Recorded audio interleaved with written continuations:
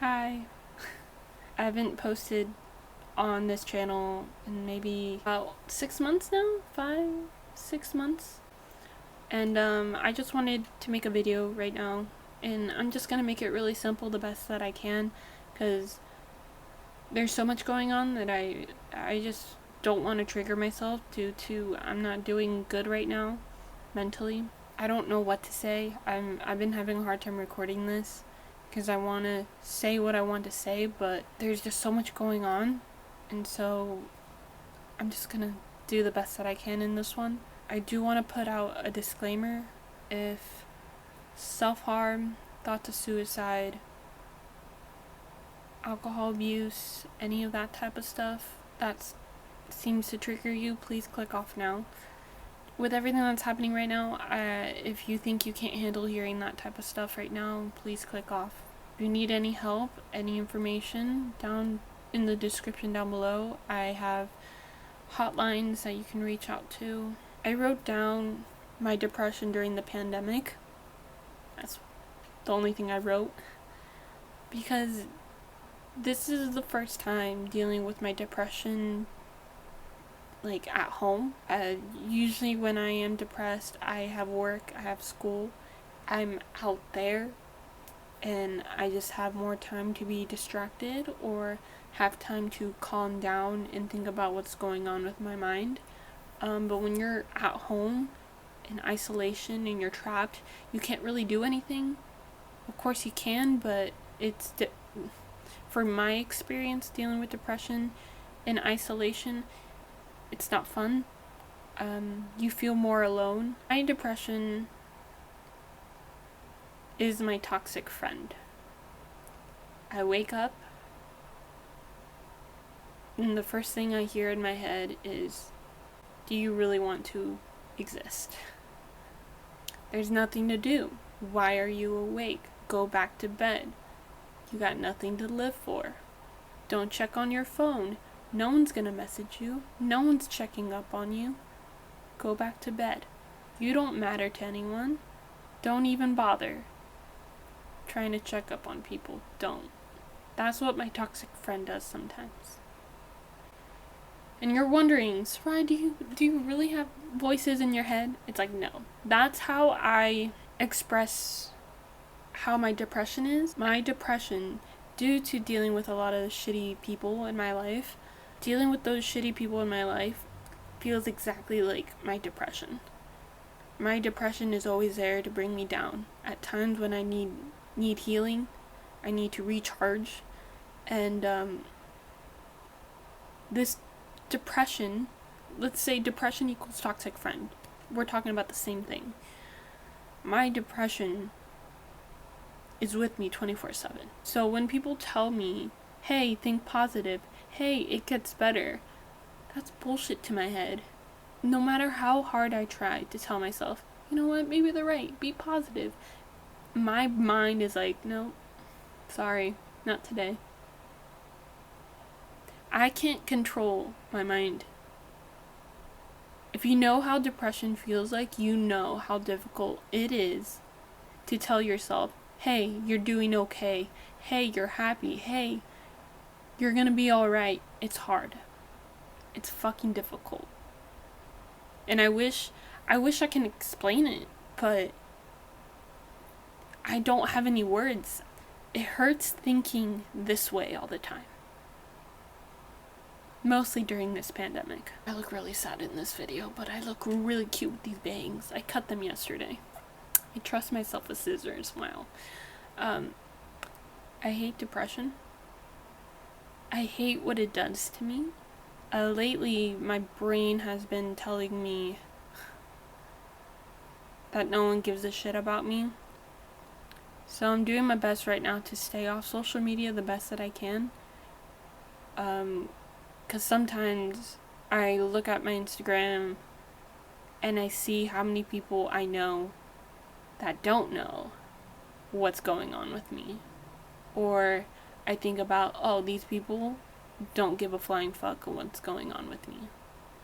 But of course, just because I don't think people give a shit about me That doesn't mean I don't give a shit about people. Through this whole pandemic, I've been texting people, checking up on people, because I know many people are going to be having a hard time during this pandemic, and of course it's true, a lot of people are having a hard time with their mental health and with their family situations and stuff, so it's kind of like I'm doing like my part the best that I can to check up on people, to be their friend the best that I can. This is where it does get frustrating for me, and maybe I'm not the only one, where you put so much work to be there for people, to check up on them, but you know in your head they will never do the same for you. And many of these people I call friends, and this is where I am like really like a couple hours ago, where I was like, these people that I call friends, these people that I have memories with, they have not tried to even check up on me. Are they really friends?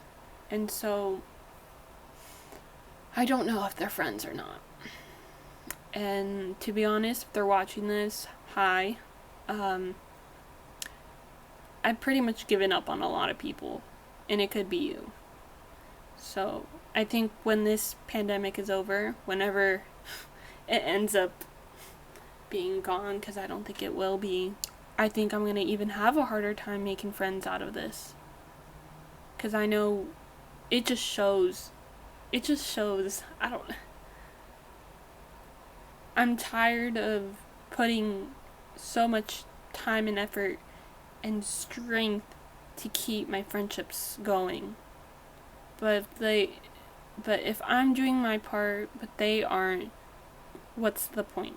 And I'm thinking about it, is it because my depression is making me feel and think like this?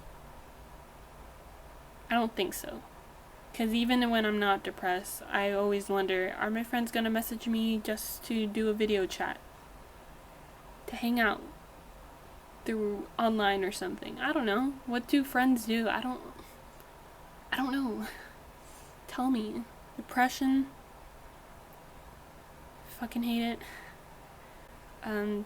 Having to deal with the issues with my friendships and dealing with depression, it does come with a lot of bad habits. So this is the triggering part. So if you're still watching and you're just like, nah, I can handle it, there is a disclaimer right now. Please click off if any self-harm,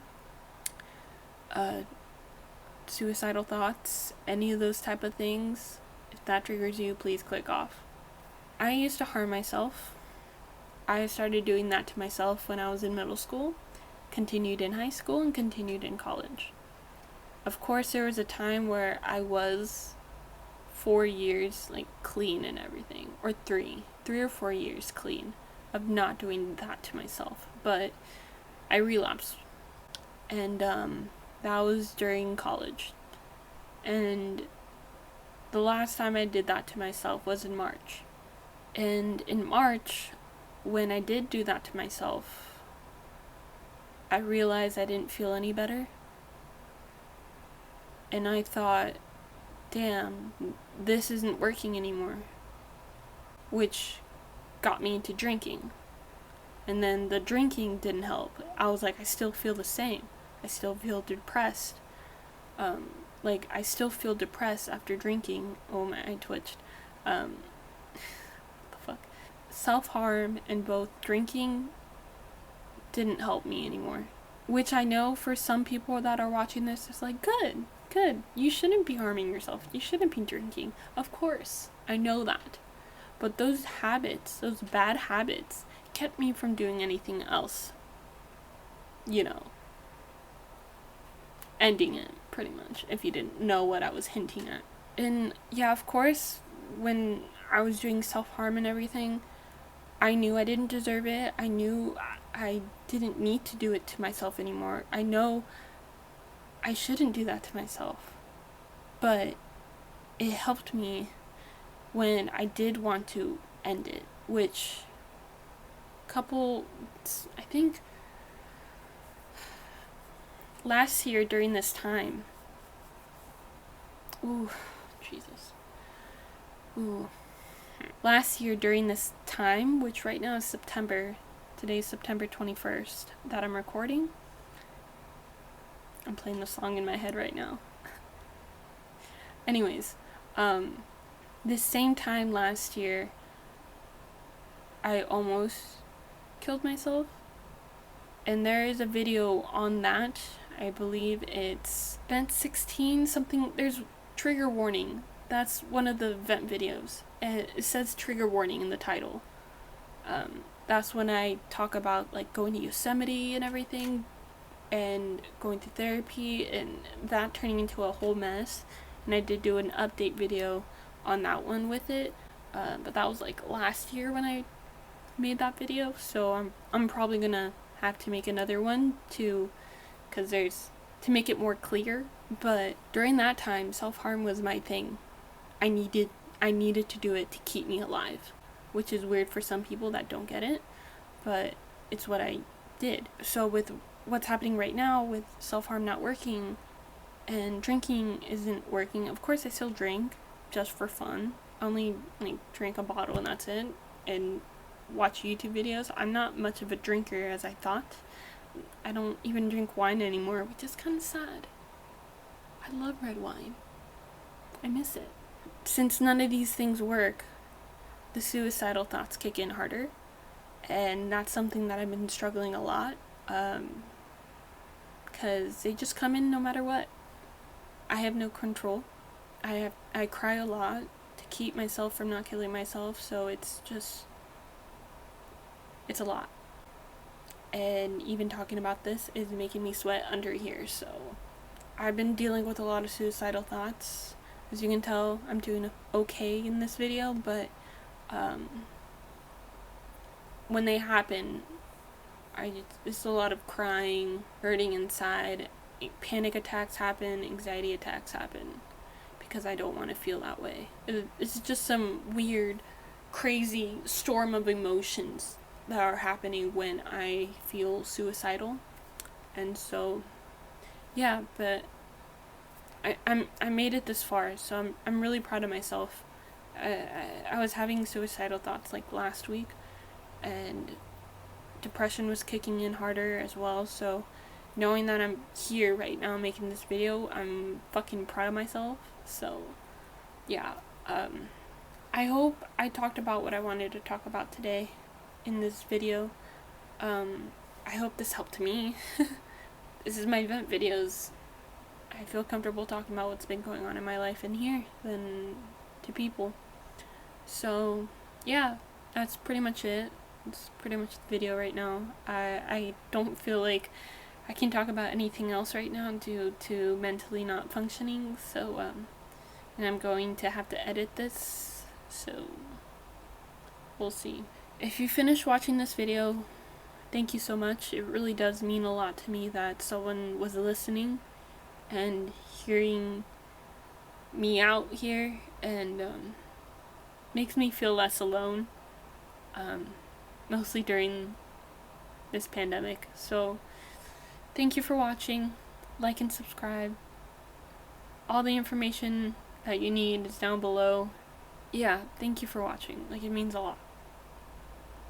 And I hope everything is okay for you during this hard, difficult time. So, yeah. Stay weird. Bye-bye.